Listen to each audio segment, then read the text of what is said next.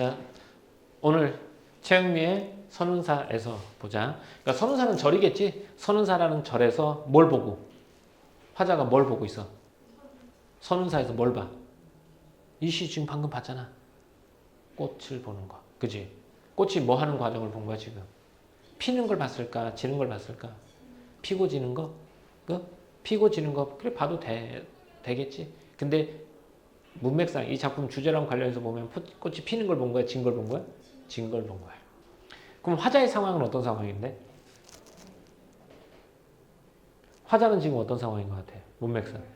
그렇지. 이별하고 나서 그 대상을 뭐하고 있는 상황? 잊지 못하고 있는 상황인 거야.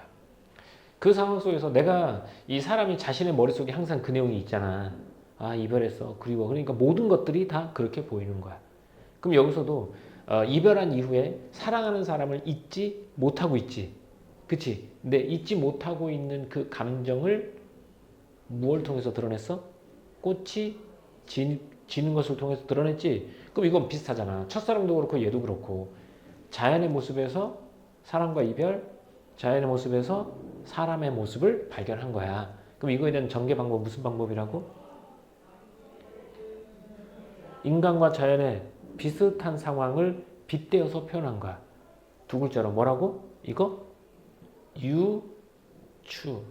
이게 유추인 거야. 그렇지? 그러니까 자연의 모습에서 자연의 모습을 통해서 인간의 모습, 나의 내면 이런 것들을 들으려고 했던 거지. 자, 선민사에서 선언사에서 최미 본격적으로 가보도록 할게요. 첫 번째입니다. 꽃이 피는 건 힘들어도 라고 했어. 그러니까 단순하게 딱 꽃만 보자고. 꽃만 보자. 꽃이 피는 건 힘들어도 왜? 겨울에 참고 견디고 봄에 꽃봉오리 폈다가 날씨가 따뜻하면 꽃이 피잖아. 그 꽃이 피는 건 힘들어도 지는 건 잠깐이더군. 꽃이 툭 떨어지면 끝이야. 잠깐이더군. 그 꽃을 골고루 쳐다볼 틈 없이 님 한 번 생각할 틈 없이 아주 잠깐이더군. 이라고 나오죠. 뭐가 잠깐이라는 거야? 꽃이 지는 건 잠깐이라는 거지. 근데 이걸 선생님이 아까 했잖아. 자연의 모습을 통해서 뭘 발견했다고? 인간의 사랑 모습을 발견했다고. 자, 인간의 모습을. 그래서 피는 건 사랑의 완성인 거야. 그럼 이제 이 꽃이 뜻하는 건 뭐가 되겠냐? 이게 사랑이 되는 거야. 그러니까 사랑이 피는 건 힘들어도 이별은 잠깐이더군 이거야. 저 사람과 내가 맺어지기 위해서 사랑을 하기 위해서 얼마나 많은 썸도 타고 뭐도 하고 했을 거잖아. 그렇게 해서 사랑의 완성은 이렇게 힘든데 이별은 잠깐이더군. 골고루 쳐다볼 틈 없이 님 한 번 생각할 틈 없이 아주 잠깐이거든. 이렇게 되는 거야. 그러니까 사랑을 이루기 위해서는 아주 힘들었는데 이별은 아주 잠깐이더라 라고 말하는 거야. 이걸 뭘 통해서? 꽃이 지는 모습을 통해서 설명한 거야. 자, 그래서 여기까지가 낙하의 순간성과 허무함 임시라고 했지. 그럼 여기서 낙하의 순간성인데 이 낙하를 다른 말로 뭘로 바꿀 수 있겠니? 그치? 그러니까 그걸 인간사상 빗대면 그렇지. 이별의 순간성이야. 이별의 순간성과 허무함을 뭐 어떻게 했다? 인식가 참 허무하더라. 그렇게 힘들게 사랑을 이뤘는데 지는 건 진짜 잠깐이던데 참 허무하더라. 이렇게 되는 거지. 자, 운율은 좀 이따 할게요. 일단 이렇게 되겠죠. 그러니까 이 지는 거, 꽃이 지는 건 낙하잖아. 낙하, 이별. 꽃이 피는 건 사랑. 이렇게 보는 거야. 자, 두 번째 한번 가볼까? 그대가 처음 내 속에 피어날 때처럼 무슨 법? 직유법이죠. 그대가 처음 내 속에 피어날 때처럼이라고 했잖아. 그럼 이 피어날 때처럼 있는 것 또한 그렇게 순간이면 좋겠다라고 했지. 그럼 이제 이때 피어날 때는 오래 걸렸어? 아니면 순간이었어? 순간이었어. 봐봐. 그대가 처음 내 속에 피어날 때처럼 있는 것 또한 그렇게 순간이면 좋겠네라고 했잖아. 피어날 때도 뭐였다는 거야? 순간이었다고 보는 거야. 근데 이 시를 해석할 때 사람들이 뭐 하고 나오냐면 여기 내 속에 피어날 때랑 뭐랑 같이 보는 거니? 피는 건 힘들어도 피는 거랑 같이 보는 거야. 여기서는 사랑의 완성이지. 근데 여기는 되게 힘들었잖아. 근데 여기서 내 속이 피어날 때는 또 순간이었다고 말하잖아. 그래서 이걸 어떻게 보냐면 해석이 아주 자연스러우려면 앞에 거는 사랑의 완성이야. 우리가 서로 사랑하게 된 거야. 그건 힘들었어. 그런데 내 속에서 피어날 때니까 내가 그 사람한테 뭐 한 거야? 반한 거야. 내 속에서 사랑이 시작할 때 이런 건 순간인 거야. 내가 그 사람한테 매료된 건 순간인데 그치? 이렇게 있는 것 또한 그렇게 순간이었으면 좋겠네 라는 거지. 근데 있는 게 잊어진다는 건 잘 안 잊어진다는 거야. 잘 안 잊어진다는 거지. 그래서 그 사람을 잊고 싶은데 잊지 못해서 뭐하고 있어? 괴로워하고 슬퍼하고 있는 내용이라고 보는 거야, 이 작품은. 그래서 그 사람이 내 마음속에서 사랑으로 시작될 때 그렇게 순간적으로 그 사람이 내 마음에 확 들어왔단 말이야. 그런 것처럼 있는 것도 순간이었으면 좋겠네라고 말해. 그러니까 그 사람에 대한 그 사람을 잊지 못해서 내가 지금 현재 뭐하고 있는 거야? 너무 괴롭고 슬픈 거야. 그래서 그 사람이 빨리 잊었으면 좋겠다. 상실의 고통을 빨리 잊었으면 좋겠다. 이렇게 보는 거야. 그래서 여기 이현이 이별로 인한 슬픔이 어떻게 순간적이었으면 좋겠다라고 말하는 거야. 여기까지 이해됐지? 그러니까 앞에서 다시 간단해. 우리가 사랑할 때는 많은 시간이 걸렸는데 이별하는 거 진짜 잠깐이더라고. 순식간에 지나가 버리더군. 이렇게 말한 거야. 그리고 그대가 내 마음에서 피어날 때 순간적으로 피었단 말이야. 그 사람에 대한 마음이 첫눈에 반했을 수도 있고. 그런데 그런 것처럼 있는 것 또한 순간이었으면 좋겠네라는 거야. 근데 있는 건 잘 잊어지지 않는 거지. 다음 사면 가볼까? 멀리서 웃는 그대여, 산 넘어가는 그대여 라는 거죠. 멀리서 웃는 그대라는 거잖아. 지금 여기 없어. 나랑 이별 후야. 이별 후에 거리감이겠죠. 멀리서 웃는 그대여. 웃는 게 날 보고 웃지 않을겠지. 다른 사람 보고 웃을 수 있겠지. 그대여. 산 넘어가는 그대여. 나와의 거리감이 점점 멀어지는 그대여. 이렇게. 그러면 이런 야 넘어가는 그대여. 멀리서 웃는 그대여. 그대는 자꾸 부르지. 왜 자꾸 부르는 거야? 뭐 때문에? 아쉬움 때문에 부르는 거야 여기서는. 멀리서 웃는 그대여. 산 넘어가는 그대여. 이렇게. 아쉬움 때문에 부르는 거야. 그 다음 가볼까? 꽃이 지는 건 쉬워도 라고 했죠. 꽃이 지는 건 이별이라고 했죠. 이별은 쉬워도 있는 건 한참이더군. 영영 한참이더군 이라고 말했지. 그러니까 그럼 여기서는 이제 있는 건 한참이잖아. 어떻게? 영영 한참이라는 거야. 그러면 쉽게 잊어지지 않는다는 거야. 그래서 시간이 오랫동안 흐른다는 거겠지. 그럼 여기서는 시간적 거리감이고 위에서는 뭐가 나와? 멀리서 오는 거 얘는 공간적 거리감이 되는 거야. 이별은 공간적 거리감, 여기서는 그 사람을 잊는데 걸려준 시간적 거리감 이렇게 되는 거지. 자, 그럼 이 작품은 꽃이 피어날 땐 힘들어도 지는 건 잠깐이지. 그런 것처럼 있는 것도 잠깐이었으면 좋겠네. 응? 그 사람이 내 마음속에서 피어날 때처럼 있는 것도 뭐 했으면 좋겠어? 잠깐이면 좋겠네. 이렇게 말하는 거야. 꽃이 지는 건 순간이어도 즉 이별의 순간은 금방이지. 하지만 그 사람을 내가 잊는 건 한참이더군. 영영 한참이거든 이거야. 이별한 사람을 잊지 못해서 그리워하는 거고 이별의 상황을 어떻게 하는 거야? 아쉬워하는 작품이 되겠지. 이렇게. 자, 내용적인 거는 되게 간단한 주인자, 그지? 그럼 여기서 이제 형식적인 걸 한번 봐야 되겠지? 빨간색으로 체크한 게 형식적인 건데 첫 번째 볼까? 잠깐 이 더군이라고 나와있지? 그러니까 얘는 뭐의 반복? 종결음의 반복이야. 그렇지? 그 다음에 틈 없이 나오죠? 시어의 반복도 되지 모든 반복도 돼. 틈 없이 이어져야지. 그러니까 뭐의 반복도 되는 거야? 시구의 반복도 되는 거야. 그래서 얘가 시어의 반복, 시구의 반복 이렇게. 아까 그리고 소율이가 말했던 것처럼 여기서 모두 잠깐이더군이라고 잠깐이더군 이렇게 두 개가 나오지. 얘도 역시 뭐의 반복이 되는 거야? 시구야 시어야. 시어야 시구야. 시어의 반복이 되는 거야. 이건 개념 문제이긴 한데 다시 써줄게 선생님이. 시어는 한 단어 또 한 어절을 말해. 하지만 시구는 몇 어절 이상? 2어절 이상인 거야. 그래서 틈 없이 2어절 이상이니까 시구의 반복도 되고 없이 틈 뭐의 반복도 되고 시어의 반복도 되고 이런 거야. 그러니까 이런 틈 없이 잠깐이더군이라고 말했잖아. 어쨌든 이 더군은 어떤 뭐 하더군 아쉬움이 잘 묻어나는 목소리겠죠. 이렇게. 자, 또 운율적인 측면, 표현적인 측면 또 한번 가볼게요. 좀 한번 내려가 볼까? 그대가 내 속에 피어날 때처럼이라고 했죠. 무슨 법? 직유법. 이별 또한 그렇게 순간이었으면 좋겠네. 여기. 다음. 멀리서 웃는 그대여, 산 넘어가는 그대여라고 했어. 그대여 이렇게 되죠. 그럼 뭐의 반복? 시어의 반복. 그리고 멀리서 웃는, 산 넘어가는 이렇게 되겠지. 요거를 어떻게도 보기도 하냐면 유사한 통사 구조의 반복이라고 보기도 해. 그죠? 문장 구조가 비슷하다라고 하는데 여기서는 거기에 대한 필기는 없어서 그냥 이렇게만 넘어갈게. 다음.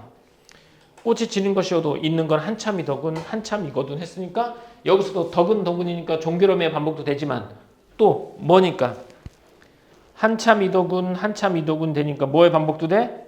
시어의 반복도 된다는 거야. 이렇게 되지? 그 다음 여기 마지막에 지는 것이어도 있는 건 한참이거든.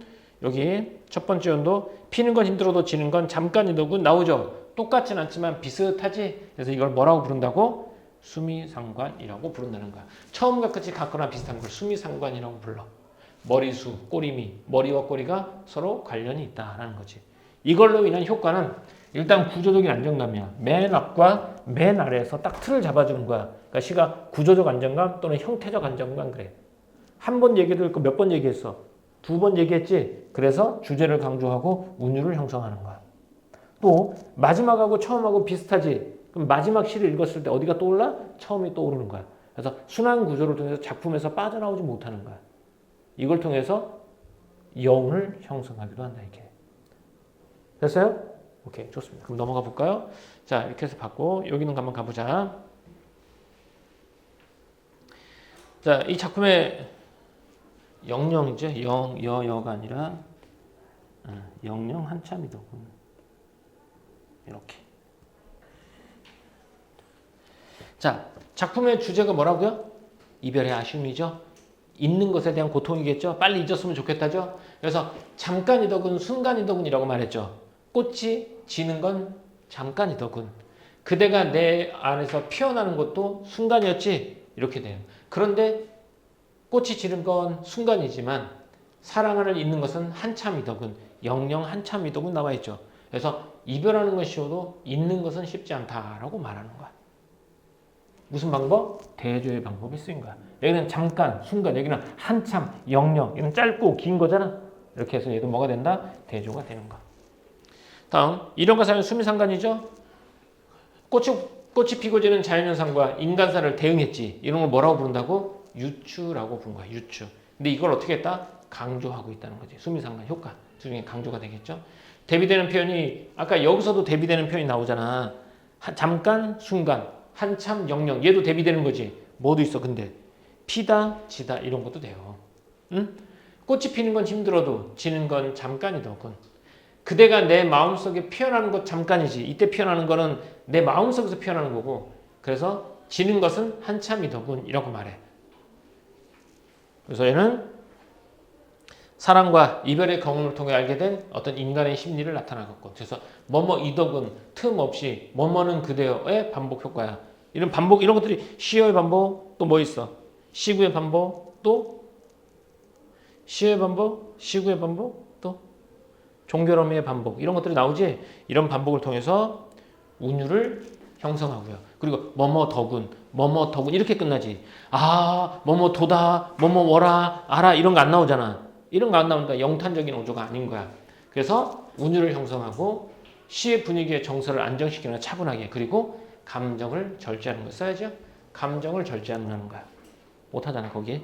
그래서 감정의 절제. 감정의 절제의 반대말이 뭐라고? 소율이 감정의 절제 반대말이 뭐야? 감정의 표출.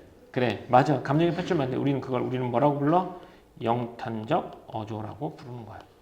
이 시를 읽을 때 아 구나 도다 워라 하는가 이렇게 안 읽어. 차분하고 담담한 목소리를 말하는 거잖아. 그게 감정의 절제야. 차분한 목소리로 효과를 주고 사랑과 이별에 대한 깨달음 뭐뭐더군 뭐뭐하더군 이거지. 그래서 그 깨달음을 드러내는 거고 아쉬움과 안타까움의 정서를 뭐뭐하더군. 그러니까 이 더군 이 말에는 아쉬움 안타까움 그리고 해보니까 아 이거더라고 깨달음이겠죠. 그렇죠? 사랑과 이별에 대한 깨달음 이렇게. 자 이렇게 한번 봤습니다. 넘어갈게요.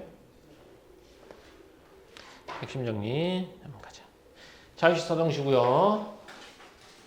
꽃을 통해 깨달은 꽃을 통해 깨닫게 되는 사랑의 시작과 이별의 속성이겠죠. 사랑의 시작은 금방, 사랑의 완성은 힘들어. 하지만 이별은 순간.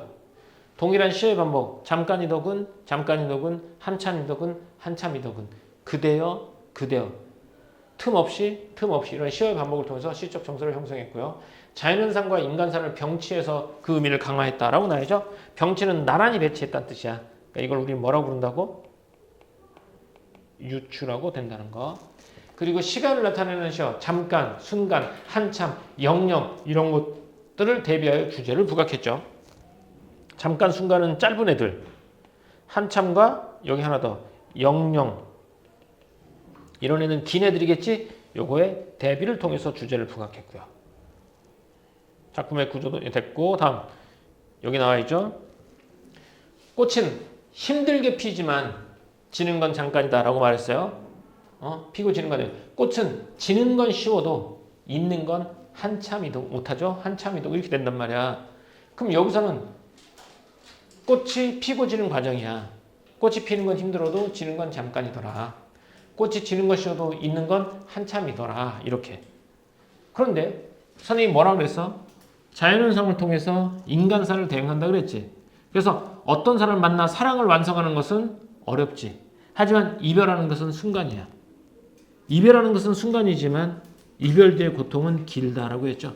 그래서 잊는 것은 오래 걸리겠고 이렇게 되는 거야. 그래서 이 두 과정을 유추라고 본 거야. 유추는 기본적으로 뭘 바탕으로 하고 있어? 얘는 비유를 바탕으로 하고 있어요. 비유의 확장이 유추야. 유추 선생님이 첫사랑할 때도 얘기했지? 그게 유추입니다. 자, 다음 넘어가서 이거 했던 거고요. 다 했던 거고요. 똑같아. 다 했던 거야. 대비되는 표현, 이거 대비되는 표현 다시 한번 가볼까요? 피다의 반대는 지다.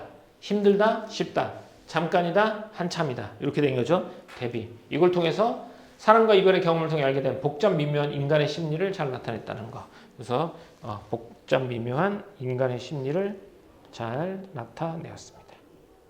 이렇게 되고 그다음 우리 김소월의 시 한번 가보도록 할게요. 먼 후일 이렇게. 이 작품 어때? 이 작품 자세히 했나요? 학교에서? 윤재 그 자세히 했어? 김소월 작품이면 김소월은 이별의 정서, 이별의 정한, 한의 정서를 잘 다룬 사람이겠죠? 그러니까 이거는 먼 후일이야. 먼 훗날 이런 뜻이야. 먼 훗날에 이런 뜻이 있고 먼 훗날, 지금이 아니야. 먼 훗날 당신이 찾으시면 먼 훗날 당신이 날 찾을 거야. 너 어디 갔었어? 잘 지냈어? 그러면 그때 내 말은 뭐라고? 잊었노라. 나 너 잊었어 라고 말할 거야. 또 당신이 속으로 나무라면 야, 너 그렇게 나를 쉽게 잊을 수 있어? 라고 말한다면 무척 그리워하다가 잊었노라 라고 말할 거야. 그래도 당신이 나무란다면 그래도 그렇지 어떻게 날 잊을 수 있어? 그러면 믿기지 않아서 잊었노라. 당신이 날 떠난 것이 믿기지 않아서 잊었노라 라고 말할 거야. 그런데 과거에 잊은 게 아니야. 언제 잊었다고 말해? 오늘도 어제도 아니 있고 먼 훗날 그때 잊었노라 라는 뜻이야. 그러면 지금 잊었다 안 잊었다? 안 잊었다는 얘기야. 응? 그래서 나는 너를 잊지 못해. 먼 훗날 잊을 거야 라고 말하는 거지. 그래서 얘는 화자가 잊지 못하는 것을 드러내기 위해서 설정한 미래가 저 먼 훗날이야. 지금은 아니고 먼 훗날 잊었다라고 말해. 그럼 윤재야, 이때 잊었노라가 진짜 잊은 거야? 아니지. 그래서 뭐가 돼? 반어법이야. 반어법. 잊지 않았다라는 말하고 똑같아. 그래서 이걸 통해서 잊을 수 없는 어떤 그리움을 강조한 거지. 그건 너를 어제도 오늘도 아니고 먼 훗날 널 잊었잖아. 그러니까 여전히 널 그리워하고 잊지 못하고 있다 이거지. 이런 감정을 나타내기 위해서 어떤 방법을 썼냐면 상황의 가정을 썼어. 만약에 당신이 날 찾으면 잊었노라. 속으로 나무란다면 잊었노라. 어제도 오늘도 아닌 먼 훗날 그때 잊었노라 라고 말하죠. 그러니까 이 말은 결국 나는 그때까지는 잊지 못하겠다. 너를 잊는 데는 아주 오랜 시간이 걸릴 거다. 지금은 잊지 못했다. 이렇게 보고 있는 작품이 되겠죠. 김소월 씨, 우리가 김소월 씨는 항상 맞아. 일단 기본적으로 몇 음보를 가지고 있어? 3음보. 7호조의 3음보의 율격을 가지고 있어. 얘도 보면 먼 후일 당신이 찾으시면 이렇게 되죠? 3음보. 그때 내 말이 잊었노라. 3음보. 당신이 속으로 나무라면 3음보. 이렇게 됐어. 3음보. 그럼 여기서 운율을 만들어낸 건 일단 기본적으로 뭐가 되겠어? 3음보가 되겠지. 그 다음에 잊었노라, 잊었노라, 잊었노라, 잊었노라. 이거 뭐가 돼? 뭐의 반복? 시, 어의 반복. 이렇게 되는 거야. 또 하나, 당신이 나무라면 당신 속으로 나무라면 그래도 당신이 나무라면 무척 그리다가 잊었노라 믿기지 않아 잊었노라. 이 두 개 문장 구조 같아. 비슷하지? 그래서 유사한 뭐의 반복? 유사한 통사 구조의 반복.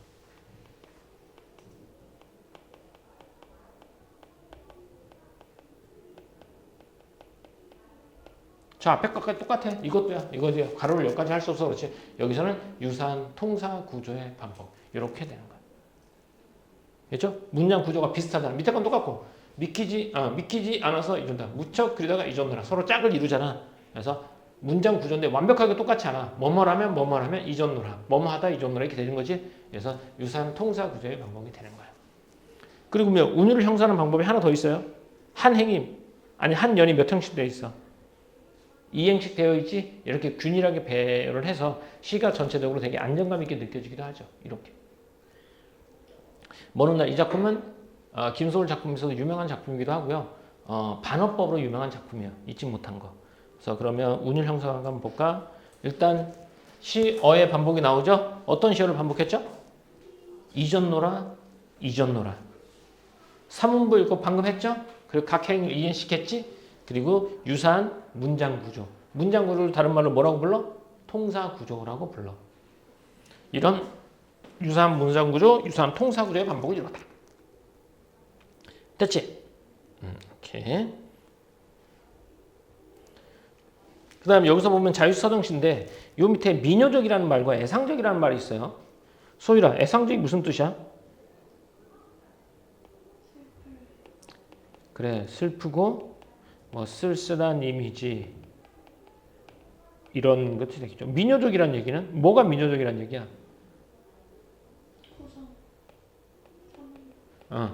삼음보의 민요적 율격이라는 거야. 그래서 민요조라는 말을 쓸 수 있죠. 그러니까 김소월을 7호조의 삼음보의 민요적 율격은 워낙 유명하니까 얘는 기본적으로 알고 있어야 되겠죠. 자, 떠나님에 대한 그림 나오죠. 삼문보 민요적 율격이고 반어적 진술, 상황의 가정, 그 다음에 유사한 문장 구조의 반복. 변조라는 말은 다른 말로 하면 얘는 뭐가 되니까? 변화가 돼요. 똑같지 않다는 얘기야. 그러니까 얘는 유사한이라는 말하고 똑같아. 그러니까 여기서 보면 얘는 여기 있는 변주라는 말하고 변조 그렇거든. 이 유사한이라는 말은 같은 말이야. 그렇죠? 이렇게. 자, 다음 가볼까? 먼 울과 선운사에서 화자가 그대를 잊는 것에 대한 보인 반응이죠. 선운사에서는 뭐야? 잊고 싶은데 뭐라는 거야? 잊고 싶은데 잊히지 않는 거지. 그러면 여기 이 김소월의 먼 훗날에서는 뭐래? 아니 먼 후에 대해서 그대에 대한 성질은 뭐래? 잊겠다고 말하는 거지. 지금? 아니. 언제? 먼 훗날 잊겠다라고 말하지. 그럼 여기서는 잊을 수 없다는 거지. 근데 좀 다르지. 앞에 거는 잊고 싶은데 잊을 수 없다는 거고 잊히지 않는다는 거야. 근데 얘는 잊고 싶다도 아니야. 그냥 먼 훗날 잊었노라. 그때 잊겠다. 지금은 잊지 않겠다라는 의미가 더 강하죠. 이렇게 한번 가볼까요? 작품의 이제 형식적 요소에 나타나는 특징인데 먼 후일 삼음보의 율격이죠. 리듬라고 했고 유사한 문장 구조의 반복과 변주 나타나있죠. 여기서는 변주라고 썼지. 변주랑 같은 말이야. 다음 잊었노라라는 반어적 표현을 반복해서 이거 점층적으로 변주했다고 했잖아. 잊었노라. 이게 점층이라는 얘기는 의미가 좀 더 강해진다는 얘기야. 근데 이런 것들도 보면 자, 당신이 찾으시면 처음에는 내 말이 잊었노라야. 잊었노라. 딱 한 줄이었어. 그렇지? 근데 또 물어보면 무척 그리다가 잊었노라야. 그냥 잊은 게 아니라 무척 그리다가 잊었어. 그렇지? 그 다음에 뭐 믿기지 않아서 잊었어. 이렇게 되잖아. 그럼 여기서 여기는 무조건 점층이 맞아. 잊었어. 그리다가 잊었어. 이렇게 추가된 거니까. 근데 여기서는 추가되진 않았지만 이 작품에서는 여기에 잊은 것보다 여기에 잊은 게 더 의미가 강하다라고 보는 거야. 그래서 이 작품에서는 점층적 반복이라는 말을 써. 점층이라는 얘기는 보통 이렇게 시작해. 앞에가 A로 시작했으면 그 다음에 A가 그대로 있고 앞에 뭐 하나가 더 붙는 거야. 이게 점층이야. 그러다가 다시 A에다가 B가 붙었잖아. 여기에 뭐가 더 붙어? C가 더 붙는 거지. 그러니까 이렇게 되는데 이건 형식적인 건데 의미를 강화시키기 위해서는 앞에 어떤 말을 붙이는 경우가 많아. 이걸 우리는 뭐라고 불러? 점층이라고 부르는 거지. 그러니까 이 작품 점층이 있다고 부르는 거니까. 됐습니까? 오케이. 정지용의 향수 봅시다. 향수 무슨 뜻이에요? 고향 생각, 고향을 생각이에요. 고향 생각. 그러니까 향수는 고향을 그리워하는 거죠. 그러니까 고향에 대한 근심이니까 고향을 생각하는 거야. 그래서 그럼 여기서 이제 고향을 생각하는데, 그러니까 어릴 때 고향의 모습을 떠올려 보는 거야. 그래서 어릴 때 고향하면 어떤 모습이 떠올리지? 라고 해서 처음 떠올리는 건 첫 번째는 고향 마을의 풍경이야. 전경이야. 그래서 넓은 벌 동쪽 끝으로 실개천이 휘돌아 나가고 얼룩배기 황소가 우는 곳이야. 그치? 그러니까 회상, 고향, 고향 마을의 전경. 그리고 후렴구에서 야, 그곳이 차마 꿈엔들 이치겠니? 이게 첫 번째. 자, 두 번째는 어떻게? 겨울밤의 풍경과 늙으신 아버지. 야, 그런 고향이 꿈엔들 이치겠니? 이렇게. 세 번째, 내 마음. 내가 어린 적에 거기서 꿈을 꿨었지. 어릴 때 꿈을 꾸던 어린 시절 내 마음이 있던 곳. 야, 그것이 차마 꿈엔들 이치겠니? 이런 거. 그리고 내 어릴 적 고향, 가난한 우리 아내. 그리고 어린 누이가 햇살 앞에서 이삭 줍던 곳. 야, 내가 그곳을 차마 꿈엔들 있겠니? 이런 거. 마지막이요. 밤이 되면 불을 켜놓고 가족들이 단란하게 이야기하던 그 고향, 그곳이 차마 꿈엔들 이치겠니? 라고 말하는 내용이야. 됐지? 되게 간단하지? 그런데 1930년대 정주영은 모더니즘 시인이라고 했지만 이런 것들을 되게 감각적으로 잘 그려낸 사람인 거야. 그러니까 간단해. 고향에 그리워하는 풍경 5가지. 그치? 그것들이 꿈에도 잊히지 않는다라고 말해. 그러면 이 작품을 쓴 이 화자는 현재 고향에 있어? 고향이 없어? 고향이 없다는 거야. 타향에서 고향 생각을 하면서 이 작품을 썼다고 보는 거야. 그러니까 이게 작가 정지용과 연결시켜 보자면 작가 정지용이 일본에 있을 때 고향을 생각하면서 쓴 작품이다라고 보는 거지. 아마 이제 뒤에 학습 활동에서 그런 비슷한 내용이 나올 거야. 그러면 내용은 되게 간단하잖아. 그러면 그 내용 속에 숨어져 있는 그런 지금 선생님이 말한 내용을 효과적으로 표현하기 위해서 어떤 표현법을 썼고 또 어떤 아까 감각적 이미지가 많이 쓰인다고 했으니까 어떤 감각적 이미지가 썼으며 이런 것들에 대해서 다시 한번 해보도록 할게요. 일단 첫 번째 갑시다. 첫 번째는 어디라고요? 고향의 풍경입니다. 실개천이 흐르고 황소가 울음을 우는 것. 이렇게 되겠지. 자, 그러면 가보자. 넓은 문 동쪽 끝으로 옛 이야기 지줄대는 실개천이 휘돌아 나간다는 거야. 그러면 실개천이 뭐 하고 있는 거니? 옛 이야기를 지줄대는 거지. 그러니까 실개천이 흐르는 물소리가 마치 내 귀에는 실개천이 옛날 이야기를 나한테 얘기해 주는 것 같은 거야. 그럼 실개천이 이야기할 수 있어요? 없지. 그래서 무슨 법? 의인법. 실개천이 옛 이야기를 지줄대는 거잖아. 무슨 심상? 청각적 심상. 이렇게. 또 얼룩배기 황소야. 얼룩배기 황소. 그치? 얼룩소. 노래 나오잖아. 엄마 소는 얼룩소. 그죠? 근데 실제 얼룩소는 우리가 알고 있는 그 젖소 같은 얼룩소가 아니에요. 얘는 흑칙소라고 해서 옛날 까만 소 있지. 까만 빛깔을 띠는 소. 그거를 얼룩배기 황소가 내죠. 해설빛, 금빛, 게으른 울음을 우는 곳이라고 해서. 자, 해설빛. 옆에 뜻 뭐라고 나와 있죠? 밑에? 해설피 뭐라고 나와 있어요? 오른쪽 아래 있잖아요. 해설피 오른쪽 아래 내물 없다고? 없다고? 그래, 해질무렵, 해질녘 이렇게. 그러면 자, 얼룩배기 황소가 해질녘 금빛이라고 되어 있잖아. 왜 금빛이겠어? 해질녘 황혼이겠지. 금빛, 게으른 울음을 우는 곳이야. 근데 울음이 어때요? 무슨 빛이야? 울음이 금빛이지. 그러면 울음은 청각이고 금빛은 무슨 심상? 시각적 심상이지. 그래서 두 가지가 함께 쓰였으니까 감각의 전이가 일어났으니까 무슨 심상? 공감각적 심상. 그래서 울음이 어떻다? 금빛이다라고 말했어요. 공감각적 심상을 통해서 가을 정경이 되겠지. 그러니까 여기서는 무슨 법? 의인법을 통해서 또 청각적 심상과 공감각적 심상을 통해서 어린 시절 고향의 풍경을 평화롭고 한가한 마을의 풍경을 보여주는 것이겠죠. 됐지? 그것이 차마 꿈엔들 이치겠는가라는 거야. 그것이 어떤 곳인데? 이곳. 이곳이 각 연의 후렴구 바로 위에 계속 이걸로 끝난단 말이야. 여기에 시상을 집약해서 내 고향 그곳이 차마 꿈엔들 이치겠는가. 이칠리야. 무슨 법이야? 이칠리야. 그렇지. 이칠리야. 여기 서리법.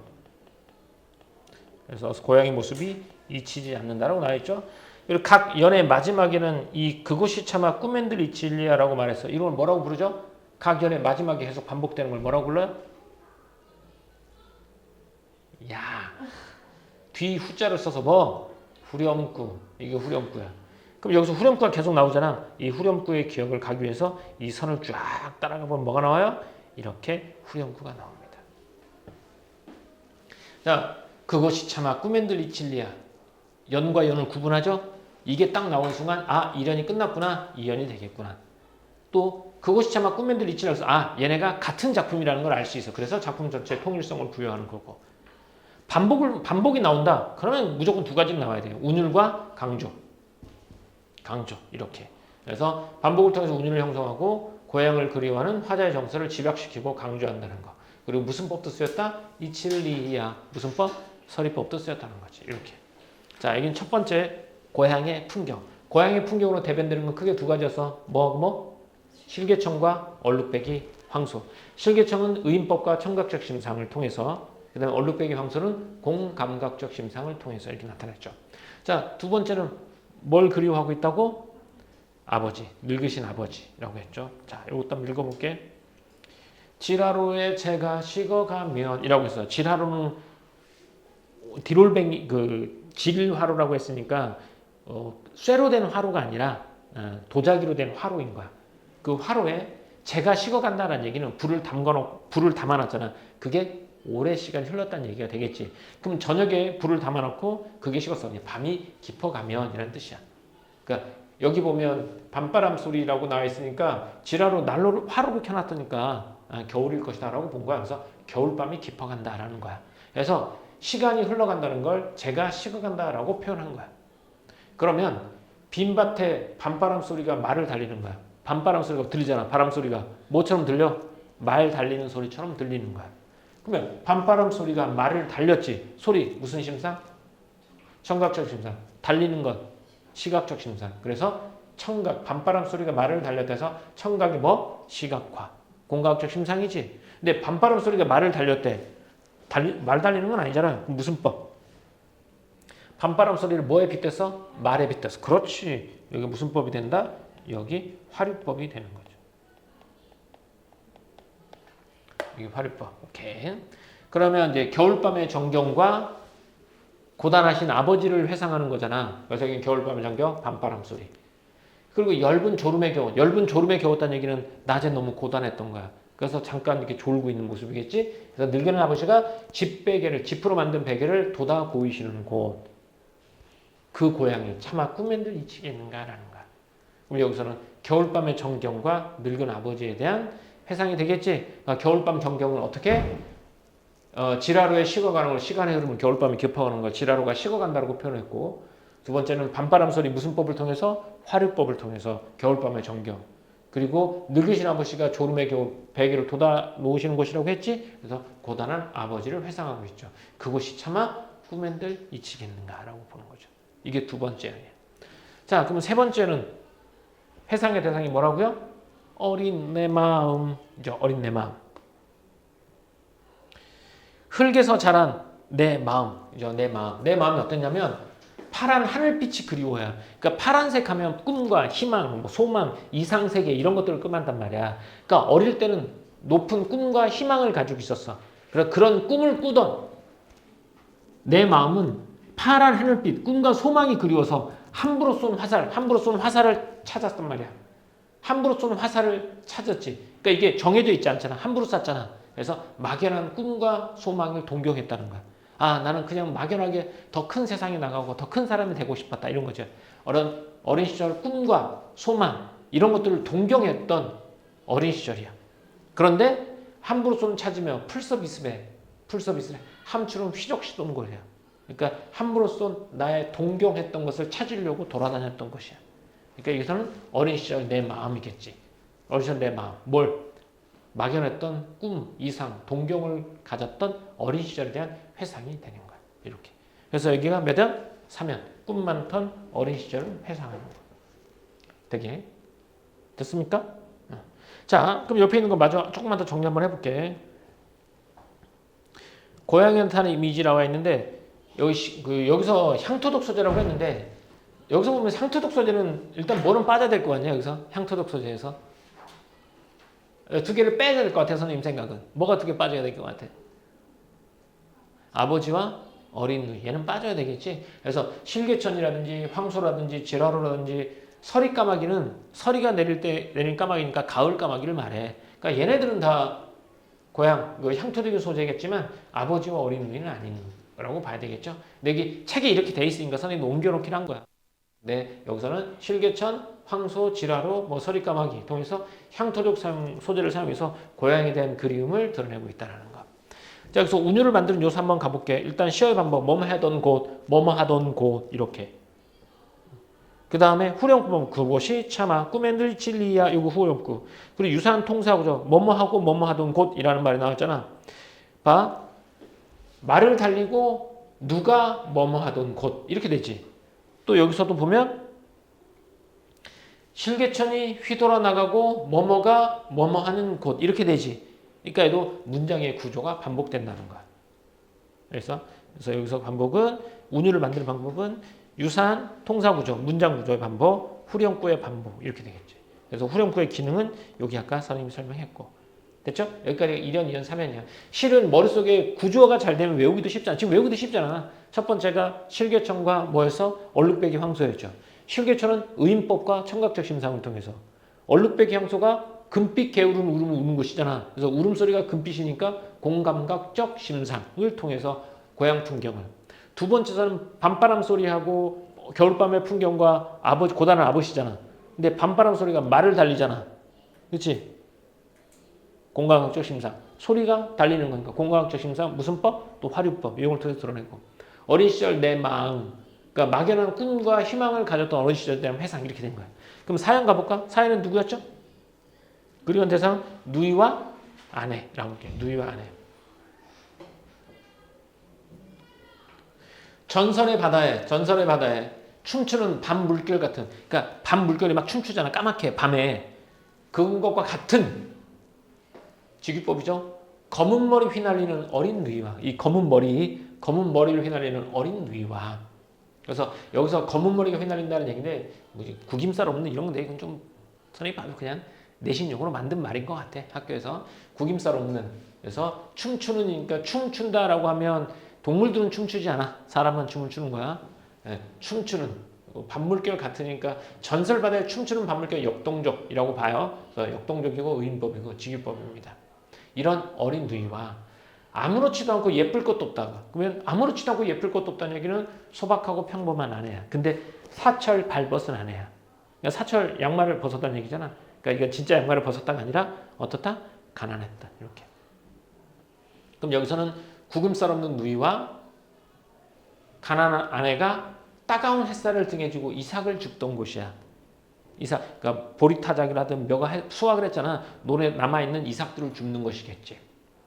그래서 여기서는 어린 누이와 구김살 없는 어린 누이와 가난한 아내가 햇살 줍던 곳이라고 나와 있죠. 그걸 회상하는 거야. 그래서 어린 누이와 아내에 대한 회상이 되겠지.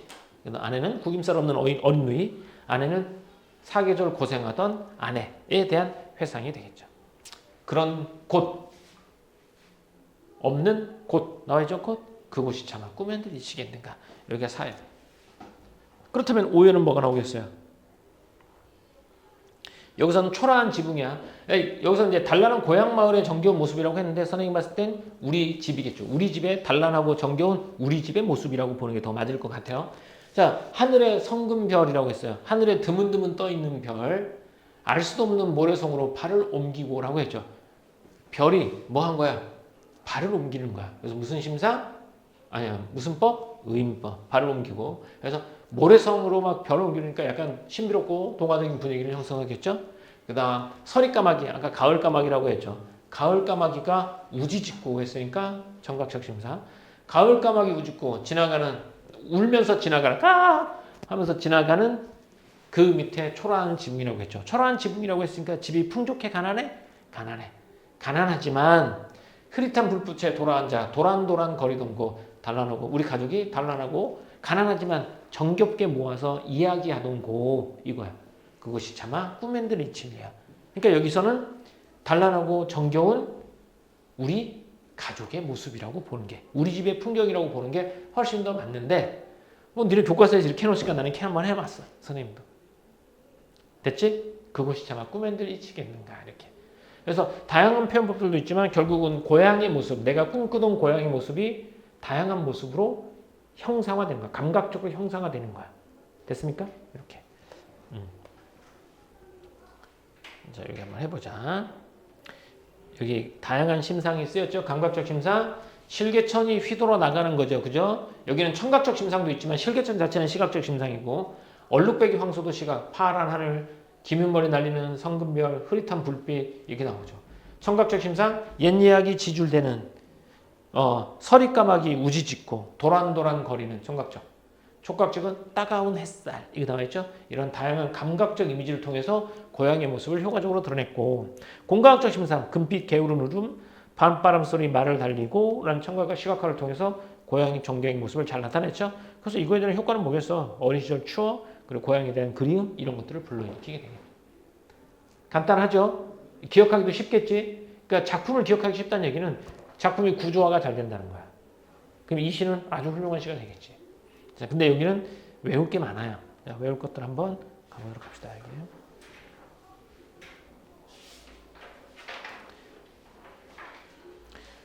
참신하고 선명한 감각적 이미지지, 뭐 금빛 내 울음소리나 밤바람 소리 말을 달리다든지 이런 것들은 약간 참신한 거고, 감각적 이미지 많이 사용됐고요.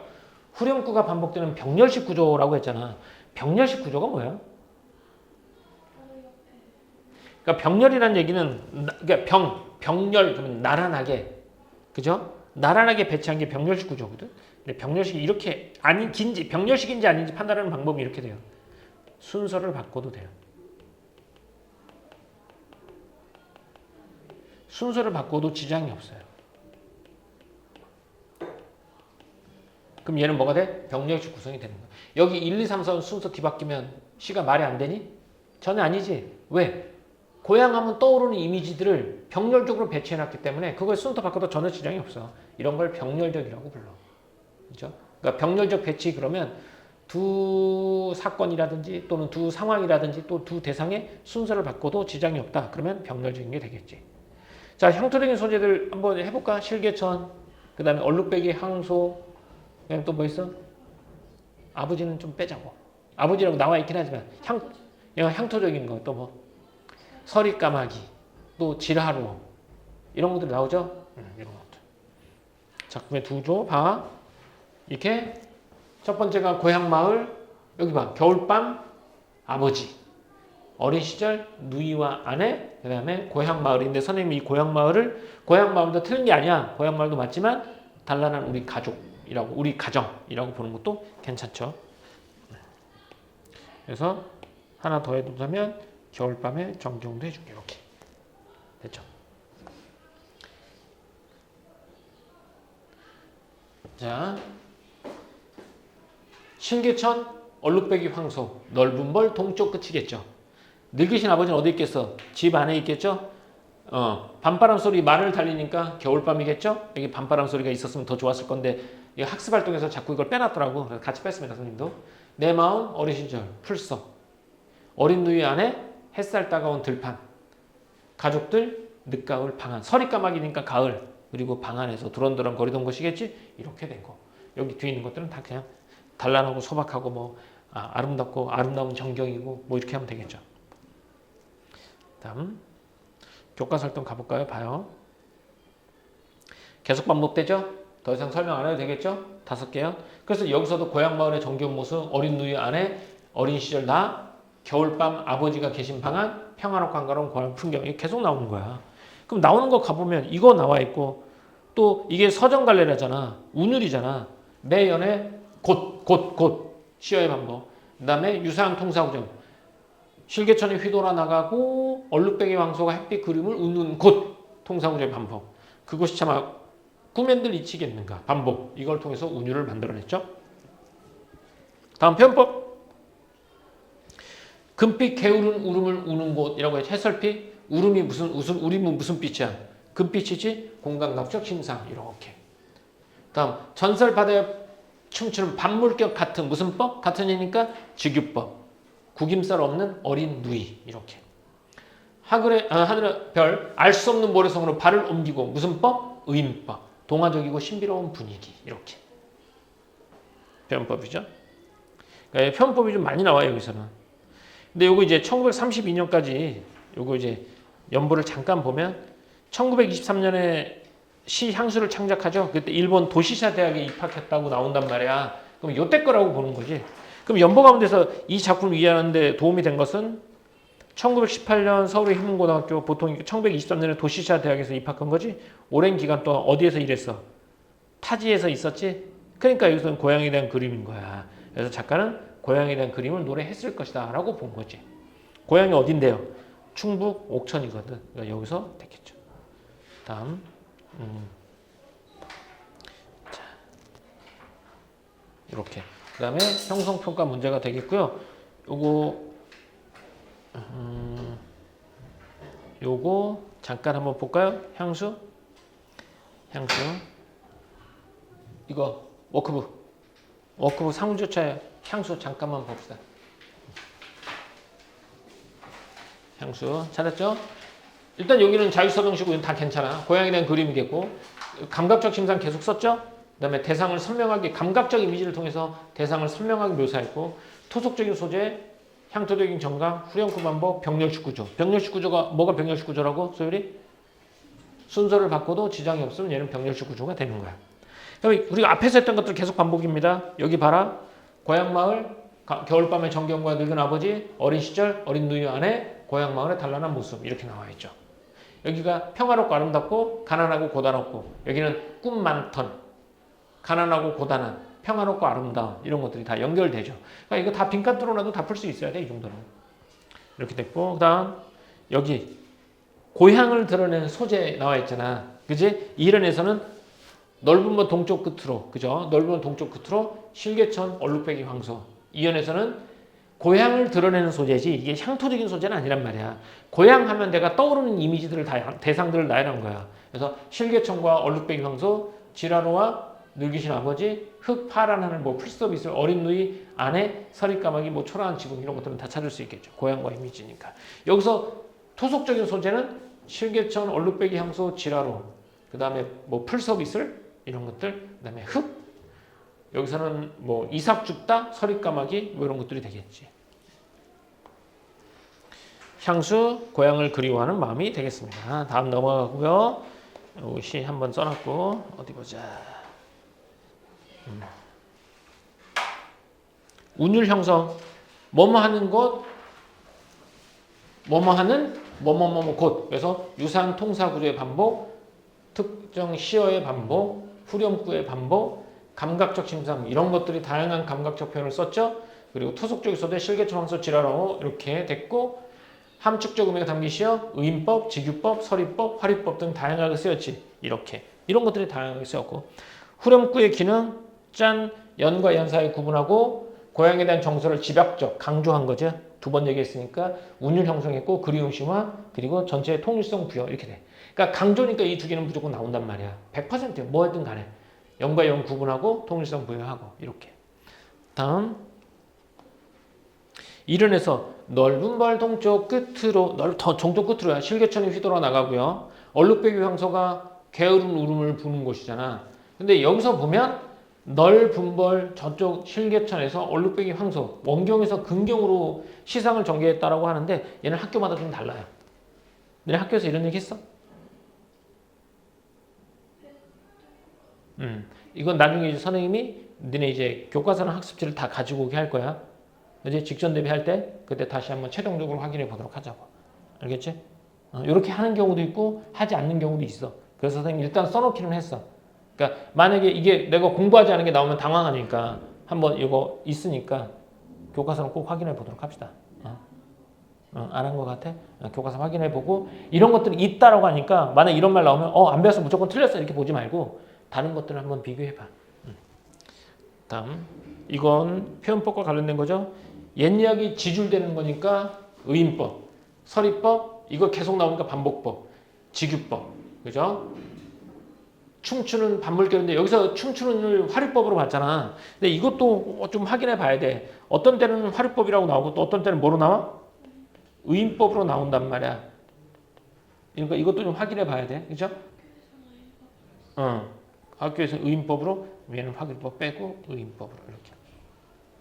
다음 발을 옮기는 거잖아. 의인법이겠죠. 시각적 심상 동화적이고 신비로운 분위기 이렇게 지금 다 연결됐고 시간적 배경 해설빛 해질녘 밤 이슬이니까 아침 정도가 되겠죠. 아침 따가운 햇살이니까 오후 여기는 밤 이렇게 그래서 시간적 배경을 드러내는 것들을 알 수 있습니다. 공간적 배경은 넓은 벌 동쪽 끝이라고 했고 실개천이 보러나가는 것이겠고 지라로 집배기니까 어디야? 집 안이라는 거. 이슬 내린 풀숲이니까 풀숲이에요. 풀숲 이렇게. 따가운 햇살 이삭죽동 것이니까 들판. 그래서 성금의 흐릿한 불빛, 초라한 지붕, 공간적 배경 이런 것들도 자꾸 외워보고 해보면 돼. 여기는 앞에서 계속 떠올리는 대상들 똑같이 나왔던 거니까 얘는 넘어갈게. 이렇게. 자, 함부로 쏜 화살이라고 했죠. 막연한 동경. 막연한 동경. 미지의 세계인 파란 하늘 막연히 동경했던 모습을 표현하기 위해서 그런 거고 어떤 어렸을 때는 겁이 없잖아. 거침없이 행동했던 거. 그래서 함부로 쏜 화살이라고 말했던 거고 아무렇지도 않고 예쁠 것도 없자라고 했냐면 그냥 평범하고 예쁠 것도 없고 그냥 평범하고 투박한 시골 여인의 모습을 나타내기 위해서 그래. 이렇게. 그다음 감각적 심상 볼까요? 시각적, 청각적, 촉각적, 공각적 심상 너무 많이 나오지? 얘네들은 확인해 보면 되겠지? 공각적 심상 두 개는 꼭 기억해야 되겠죠? 울음이 금빛이다. 소리가 반빠른 소리가 말을 달린다 해서 둘 다 청각의 시각화가 쓰였다는 거. 이렇게. 됐습니다. 요거 연보는 아까 했던 거죠? 요거 아까 연보했었지? 선생님이 왜 갖다 놨냐면 그래도 이 연보를 보고 나올 수 있는 문제가 있을 것 같아서 갖다 놨습니다. 이렇게. 자, 이렇게 해서 향수 한번 해봤습니다.